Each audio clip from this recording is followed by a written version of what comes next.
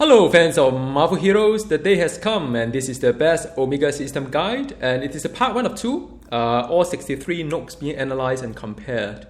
For those who are new to my channel, a warm welcome. I make a lot of guides for this game Marvel Heroes, and if you like this sort of guide, do check out the link at the description of the video. I organize and categorize the guides for you to watch. Also, you can connect to me through Steam as well. You can easily get me through Steam rather than in game, sometimes time zone and all. Now, I've got quite a number of the best series. It's really about my recommendation to you. And I've got the Blessing, Artifact, Rune Words, and soon to come is Legendary. So as and when I need to update, I'll update them. But this is really a more like a mathematical kind of models looking into how all these items performs with all the various stats and so on. So I do the number crunching and you play the game, right? That's the whole idea of why I'm doing all these things. Part 1 is more for the advanced players because I can't really mix them together. I can't spend too much time just walking through the Omega system. Those who are familiar with the system will get bored and they will just doze off.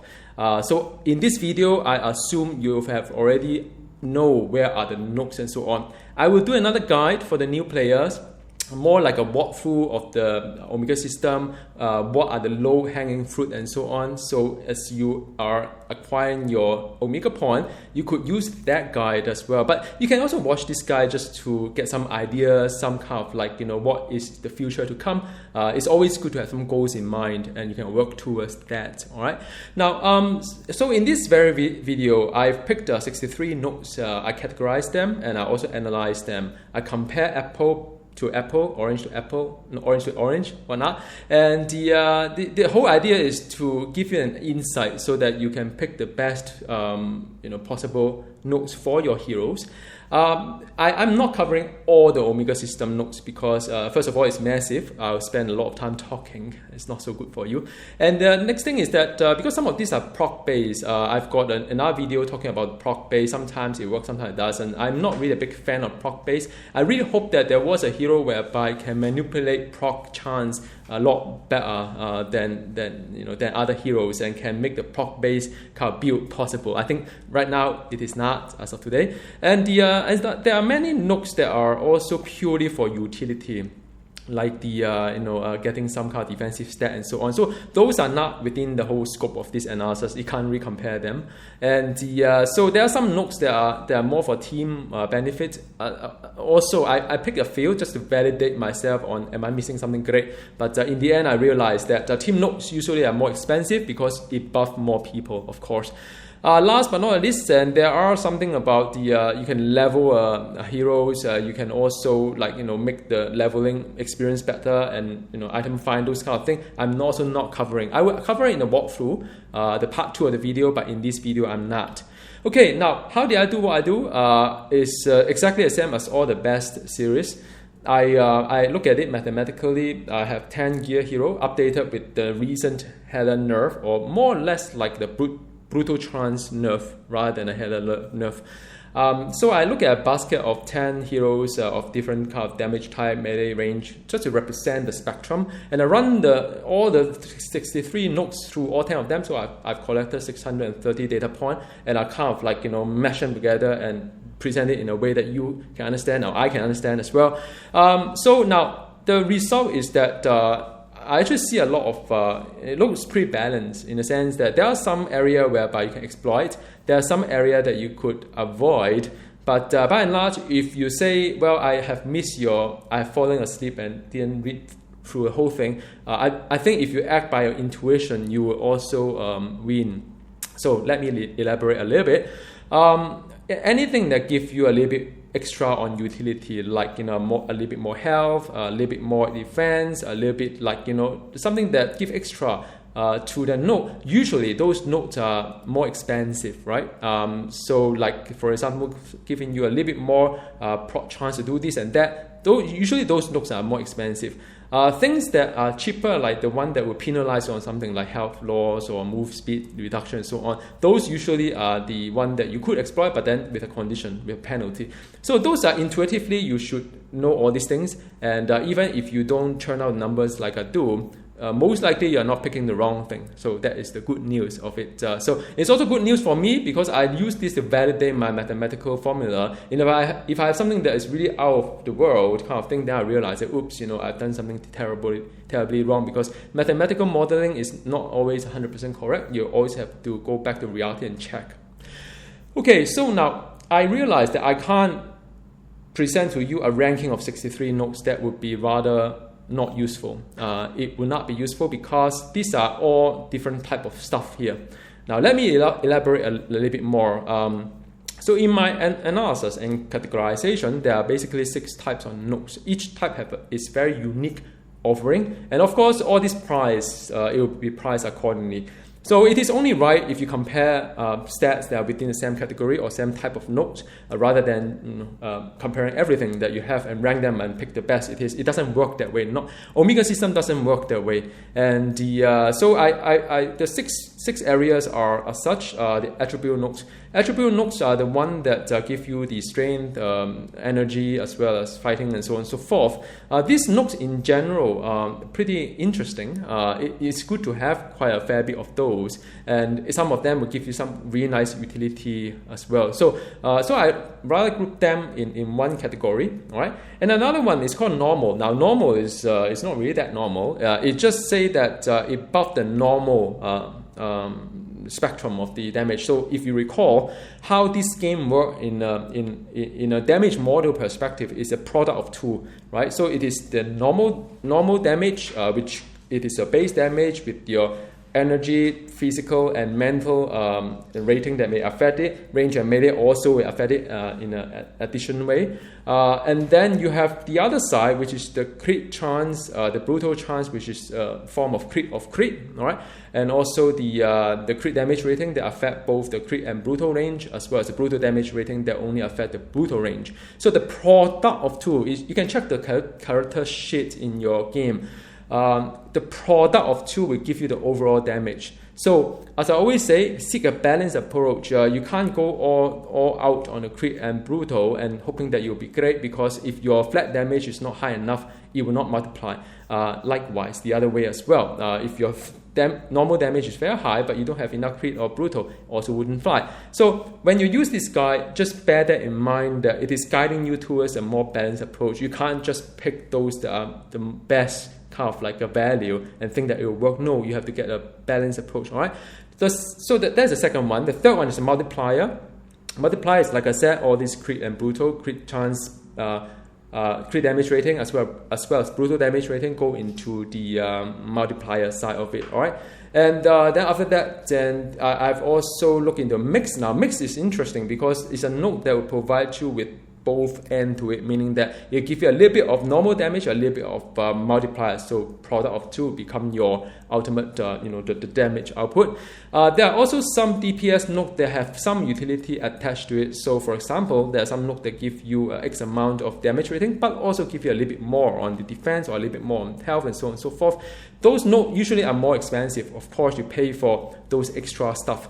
And it's hard to categorize it, but I sort of, in best I can, I lump them into one group so that I can compare them, sort of like orange by orange kind of thing. And the last category is trade-off. Trade-off are usually the outliners. You can't really compare like trade-off nodes with the attribute or normal node, because usually these nodes are very cheap, but it also come with a penalty as well. All right, so like I always say, not just look into DPS, and also look into your defensive as well. However you build a hero, if your hero keep getting defeated in certain content, it will not be fun, because that hero cannot DPS. So there's no one size fit all.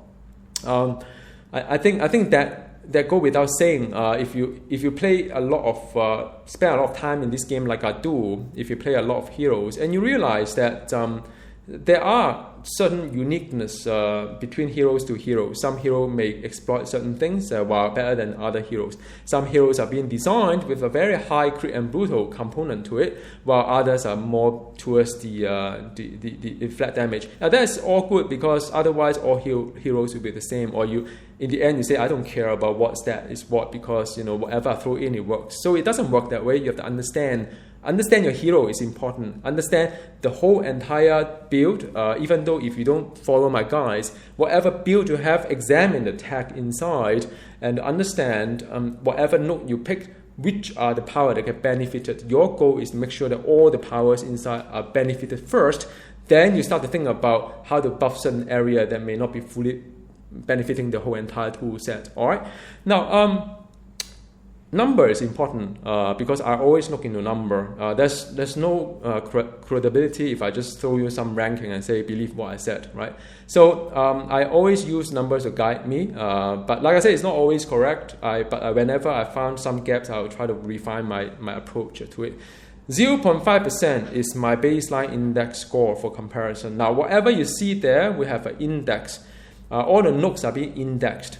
And I have looked through all the nodes, and I would say anything above 0.5%, those are pretty good catch. Anything below, I have to be a little bit aware, but sometimes I may pick it for some reasons. What does 0.5% means? It means that when you invest 100 Omega points on that particular node, you gain 0.5% of performance gain. That's all. Then you say, well, Wilfred, some nodes do not cost more than 100 Omega points, so on. It's just mathematics here, right? So it's just the way to compare node to node, because each node will have different Omega point requirement. It just says that I need something comparable between each one of them, so I normalize them in that way. But it doesn't change the fact that I actually look in the raw performance gain per node going through all my 10 heroes, and I use that to divide by the number of Omega point I have to find this index. All right. So I could also say per 1 Omega point gain, but then it becomes like a 0.005 kind of performance. It becomes very small, the number. Can't really see what it is. All right. So now, attributes are important, like I said in the beginning of the video. Strength and energy reduce cost. If you have high strength and high energy, you find that your basic lust build become more easy to execute. Fighting is great. It boosts the brutal component as well. I've done the analysis, and even after the brutal chance nerf via the Hela nerf, fighting is still better than the energy and strength. But like I said, it is a good design because each of them has their own utility. Fighting is for you to boost DPS. Energy and strength for you to sustain your baseless build. So this is good design, right? Intelligence boosts your crit size as well as summon ally damage. So it's more for the summoner if you want to boost your intelligence. Speed is to help the movement. So all in all the nodes you see here, they're about 0.5 and around 0.5 and above. You can grab something like the plus 10 fighting for warpath I always pick is so that become a benchmark. Is a 0.5%. That's why I say 0.5%. And so depending on whether energy or physical heroes, energy / mental or physical hero. If you are energy / mental, there are a couple of options. Either you can go Phoenix Force or Antigenesis. Antigenesis give a little bit more defensive stat as well. But alternatively, you could also take the Prim's Growth because it gives you the 600 health. The health is always good for this game. 0 health means game over, right? So that is thereabout. I would actually get Prim's Prim's Growth as well because it's not only the plus 10 strength, but it's also 600 health that I'm going after. All right. So in the past, I have a lot of discussion with my friends. Before the Interstellar Exploration tab has out, there was no counter Earth, 5 strength and energy, the one above, through a hybrid proc. So it's a lot of discussion on for hybrid heroes, shouldn't we pick like plus 10 energy Phoenix Force and plus 10 Prince Growth or Super Soldier Serum in the old era? I always say that it doesn't work that way, meaning that you have, for hybrid heroes, plus 10 energy will only benefit a portion of your tool set, and you should not pay that much Omega point to just benefit a portion of your tool set. So that's why the Counter Earth node is a very welcoming change. They acknowledge that, and so what it gives you 5 strength, 5 energy, and the and it is a node that to go for hybrid. All right. For normal damage, I think it go without saying that spin tech is one of the best, but it's only to boss though. It has a 0.83% kind of like index to it, something that I think everybody would grab some if you do a lot of like boss farming and so on. It is a very good side of it, meaning that whatever you pick here most likely would be a good choice. Anything to do with the just pure percentage base and so on is something to go for. The only kind of thing that I would like to give you a little bit of warning is that those hybrid ones like the Mjolnir and Iron Fist, and as well as Stormbreaker and Prince, those seems high. But the problem is that if you are a hybrid hero that hybrid pretty much on the physical and energy, half say, picking both to max will actually lower your index to 0.35, because if you take the whole set of Mjolnir that boosts the say energy, it is 0.7, which is great news. But then the moment you say that, well, I can only benefit half of it, and I have to max my Stormbreaker to buff my physical. When you do that, you spend a lot more points to get what the pure heroes are doing. So when do you pick this? When you are very lopsided in your hybrid build. For example, Cyclops, only one power is physical, maybe Beast. Maybe there's another one, Angel, I think. So if your hero is like 80%, 85% energy, then it makes sense to pick something like Mjolnir or Stormbreaker. But otherwise, you better think twice before you pick something like that, because these are really expensive nodes. So don't just pick like, 0.69%, I should just grab it. No, it's only for your hybrid that can benefit more on one side of the damage, all right? But by and large, a lot of things like Half-World, the new Interstellar Exploration, I believe, those things that give you the melee and range proc, if you can have those flat percentage, those are very, very nice that you should do, grab them, like Plasma Cannon as well. And some of them like range damage plus 10% on the assault rifle and psionic charge and so on. Those are nice stuff. So some are more mental, some are physical and mental and kind of things. So you just pick according to what you can. But don't pick too many of this, because you have to have a balanced approach, like I always say. So I hope, you can look through this list a little bit. You can pause it and come back in again.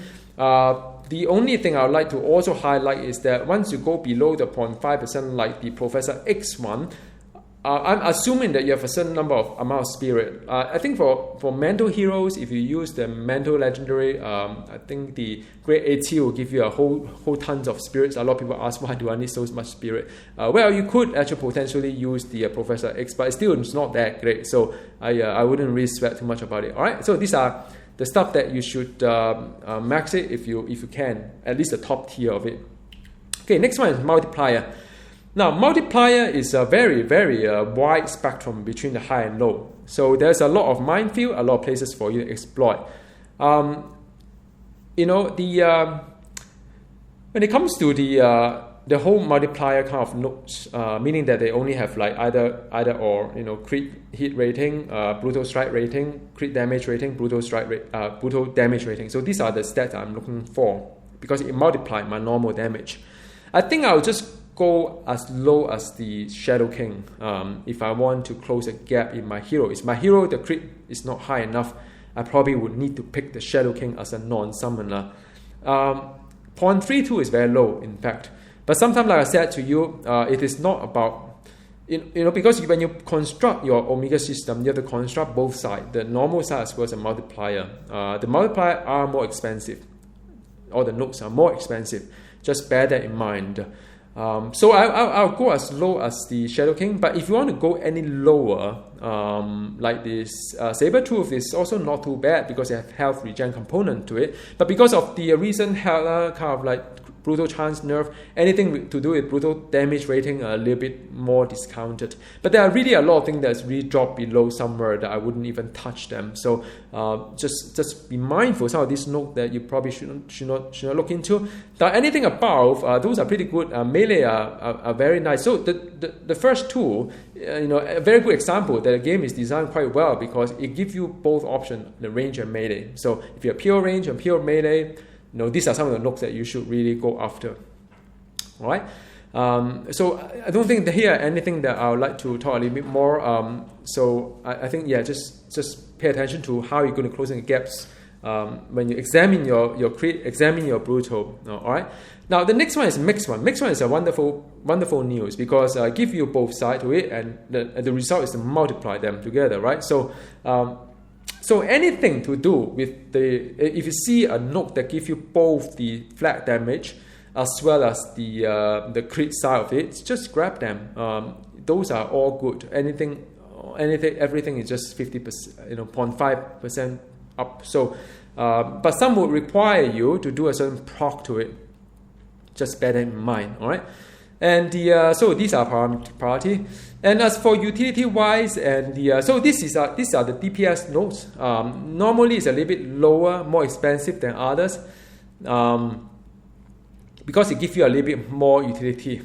But I would say just bear in mind, like Mandroid is the one that is very good. It gives you the melee damage as well as the defense. I always pick this one because although it's a little bit lower than 0.5, which is my benchmark, but it gives me a 300 defense rating, which is a little bit, it's not bad. Especially for heroes that do not necessarily have the kind of like defense. If the hero is dodge and deflect, then it is really good to pick up as well. And as for Prim's hybrid, it's something that it is already a bit low. Anything lower than 0.4%, a little bit like mindful. But if you need the kind of extra stat, then you may. And anything lower than that, I really don't want to some of them is really low. So yeah, just take it as it is. All right. Then the last category is the trade-off. These are the things that are very self-explanatory. I normally would not venture into this part because I guess if my hero is, as much as possible, I will stack defense. Defense, like I always say, is the last protection you have for your hero. I would not sacrifice too much on defense. Like the first note, of course, is very good because it basically render your heroes have the based on chance to either dodge or deflect something, right? So that is always not very, very, very good. There are other things as well, like the Vanquish sniper rifle and a tactical pistol. Both are interesting if your hero does a lot of maximum range kind of shooting, maybe in raid and so on. These are very, very nice nukes. It's a 1%. It's actually it's better than any of the nuke before by 2 times. But I guess how it works is probably that you may need to take both the max and min side of it. That will of course drop it to 50.5%, which is roughly what it should be. That's again, it is good design from a number perspective. When I see something like that, it's a validation again. Because if you take both sides to it, it doesn't matter what range it is. You probably you will benefit. Not fully, but on average, you'll benefit the average. But if you are very sure you're always at the very far distance, like in raid and so on, then by all means get a Vanquish sniper rifle, and also for the close range as well, get a tactical pistol. All right. Some of them is minus durability. I really don't fancy minus durability. I know that those nukes are also cheaper, so these are like 50% discount. You think about that way in terms of cost of an Omega point wise. But then when you lose 5% durability, it's actually quite a fair bit of impact. You lose out on the multiplier as well. For the defense side, I would not recommend that myself. And also some of them lose health while you are gaining a buff. Is also something that I found that when I'm in the danger room, especially when there's some scenario that I lose health but I cannot replenish health, I found that those are very, very I don't really enjoy that. Now of course you have the minus move speed as well. I also find it not really desirable when you move so slow. The game seems like back to Diablo 3, right? So now, so that are all the non-summoner ones. I'm going to talk a little bit on the summoner, but I'm not going to compare the notes because, first of all, it's rather straightforward when it comes to summoner. It's very straightforward, actually. So, first thing first, as I always say, make sure that your summoner can benefit the summon ally damage stats, because from my experience, maybe it's the way I build my heroes, but from my experience, summoner may not always benefit the best from the summoner gear. I know a lot of people ask me why. It's because you have to refer back to your tool set. How many of your power are benefiting? So 2 questions, right? Number 1, how many of your power are benefiting from the summon ally damage? Because this game is very, how to say, polarized, or whatever English you call it. You have the hero damage, which buff by the hero kind of thing. You have the summon ally damage that buff only the summoner's side. So whichever better, you just push that. Just like the blessing as well, melee and range. Right now, as of today, there aren't any offensive blessing that is good for both. So you boost always the highest one. You don't take 2 Loki and 2 Hogan. Just you think that your heroes may be a 60-40 or 50-50. No, you always land all your bullet onto the one that gives you the best result and try to get the best out of not so good scenario. As for summoner wise, you have damage that are dealt by the hero. There's some damage that are dealt by the summoner. Check your toolbar and make sure that you're tagging how many of them are really summoner. All right, and also of course you have to observe how powerful your pet is. It's a little bit hard to say, but there are quite a number of summoner out there. Their pets are not that powerful as well. So all in all, you have to take all that into consideration. If you say, for example, be confident that the summon ally damage actually broke for a summoner, a couple of things I would like to recommend.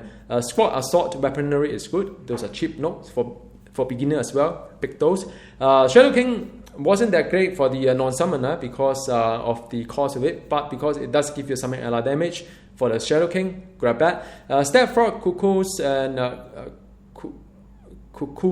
the Shield Leadership, those are good too because it kind of like boosts the pet.